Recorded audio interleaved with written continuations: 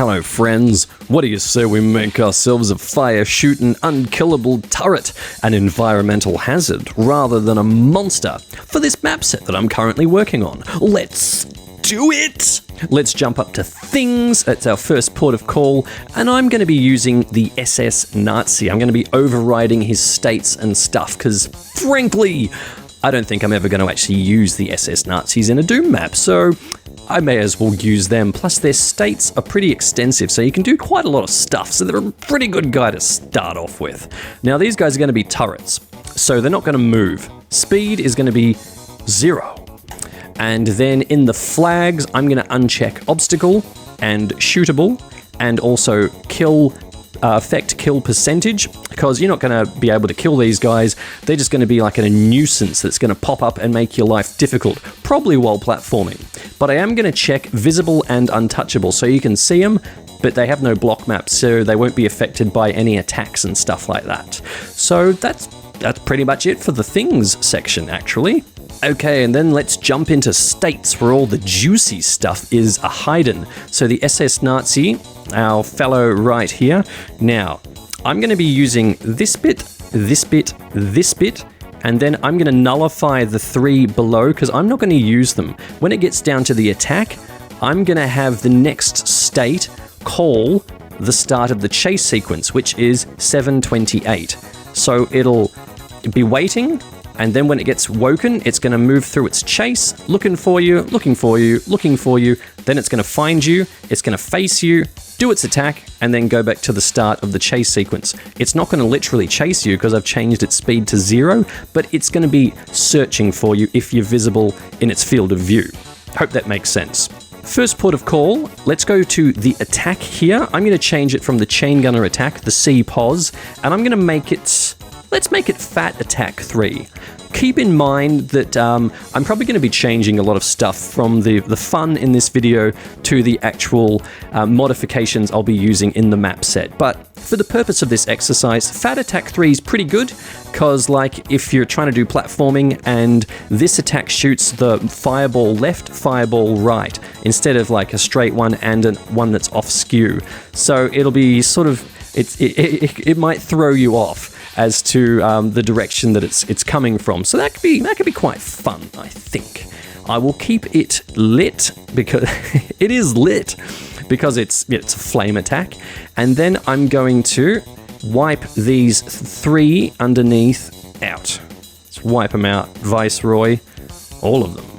Dip, dip, dip, bobbity bob. There at the top. Now, on our attack, like I said, here it currently says the next state is 739, which is below it, but I'm going to change that to 728, like I said. So he's waiting, he wakes up, goes through his chase sequence, sees you, does the Mancubus attack, then it goes back to the start of the chase. So then he's looking for you again. Yeah, that's pretty much that. Let's uncheck that for a start. There we go. And then I think just to tidy things up, I might just wipe out just these state pieces here. Just so they're not dangling. Yeah, cool. I think that's pretty much it. Obviously, if I notice any boo-boos, I'll patch them up. But I think this will work for us for the time being. But now we have to think about what sprites we're going to be using. So let's save this. Drop it into a WAD archive in Slade, and then think about how our dude is going to look. Okay, here we are in Slade. Just got the dehacked script open here. I've got a few other bobs I actually added for some other monsters, but that doesn't matter for the time being. Here is our dude, SS Nazi, speed 0, no block map.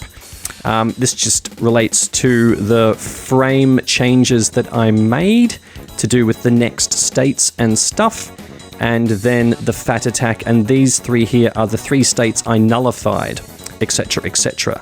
But sprites, let us think about sprites. Well, luckily to save your time, I've already done my thinking. So these guys here, we have down here in this sprite marker section here, the SS start for the sprites.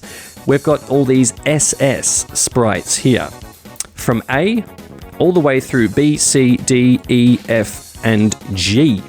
I don't need to have the ones for the pain or the death or resurrection states because they're not going to be needed anyway. So it's not going to jump to it because those things aren't going to be triggered. I grabbed this sweet Minotaur gargoyle from Hexen. Always loved this one. Who is pretty much, he's just kneeling there, you know, with like this brazier sort of bowl in front of him. And essentially for most of his sprites, he's just going to look like this. And so we have the movement here through the general SS sprites. I could have made these things potentially jump, but I thought I may as well just keep them just so it'll smoothly run through the usual process for the SS thing. So we've just got his A, B, C, and D, his movements, which are all the same sprite. He's all staying the same. And usually with your sprites, you've got your A, B, C, and D, generally speaking, for movement, unless it's a flying creature, in which it generally just has the one sprite of it floating around, because it doesn't need to actually have movement in it. But then they have the directions of the sprites, going from front-facing all the way around, generally to back-facing, and then they're mirrored. Some of them have all 8 directions, but not in this case, because I have, sorry if this is confusing by the way, I have made the sprites all the way from A through to G. They have a 0 in the end, which, in case you don't know, that means the sprite doesn't need rotations because it's always going to be facing the player. It will rotate around you. So yeah, you don't need to have those different directions, especially for the turret as far as I'm concerned, because it will always be facing you because no one else is going to be attacking it, and it's always going to be seeking you out to attack anyway. So we move down through our movement sprites, which obviously don't move, but I thought I'd have them anyway, as I said. And then we've got the start of the attack sprites. We've got this one here, E, which is moving into the attack. And then we've got F and G. So it sees you through all of these grey ones, and then all of a sudden it's like, oh, here he is, doot, doot, doot. And then obviously on the G, the biggest part of the flame, that's when the attack will occur. And after this, it'll go straight back to A, B, C, D again, while it's waiting to see you once more.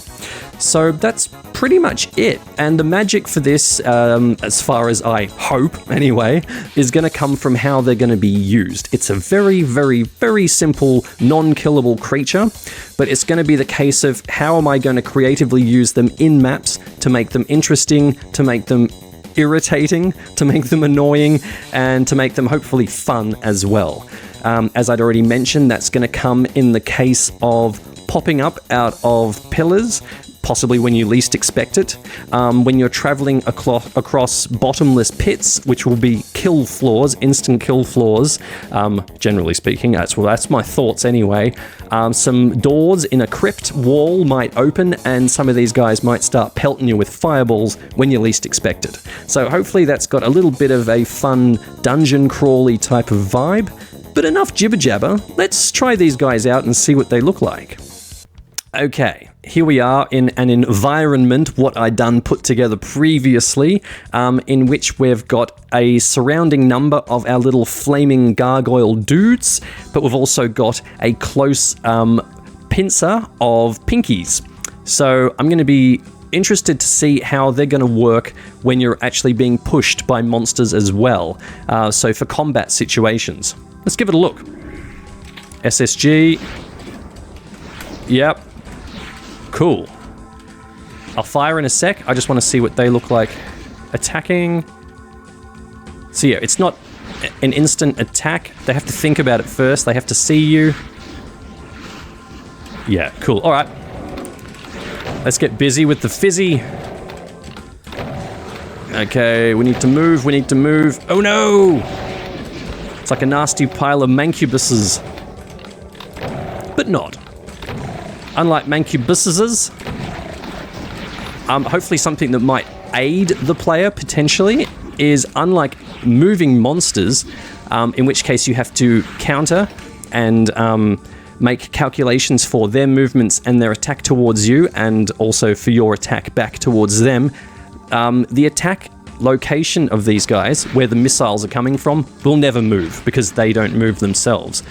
So even if you're being attacked by bad guys, hopefully you can keep in your mind where the projectiles are coming from.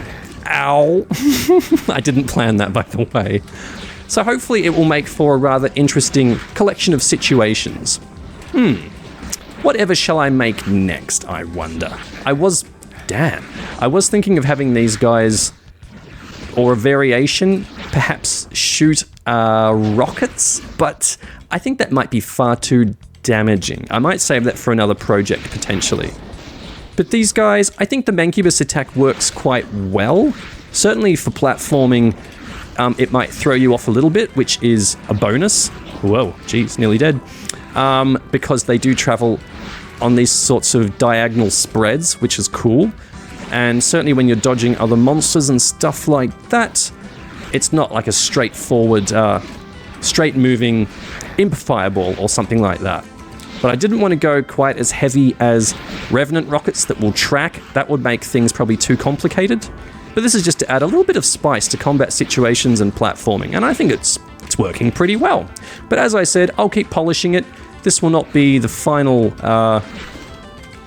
state for these guys to be in, I am sure. Oh, damn it. I'll keep working on it, but yeah. This is the shape of things to come as far as I'm concerned. Just trying to add some different types of, some different elements to this current project than what I've done before. So fingers and toes crossed, it's going to be quite fun. I think it will be. More to come in the future. Got any questions, got any ideas for stuff that might be fun for me to tinker with? Leave them in the comments below and I'll give it a good wrestle in the near future. Hope you're all keeping well. Thanks for watching. I'll see you later. Eduardo and Friends.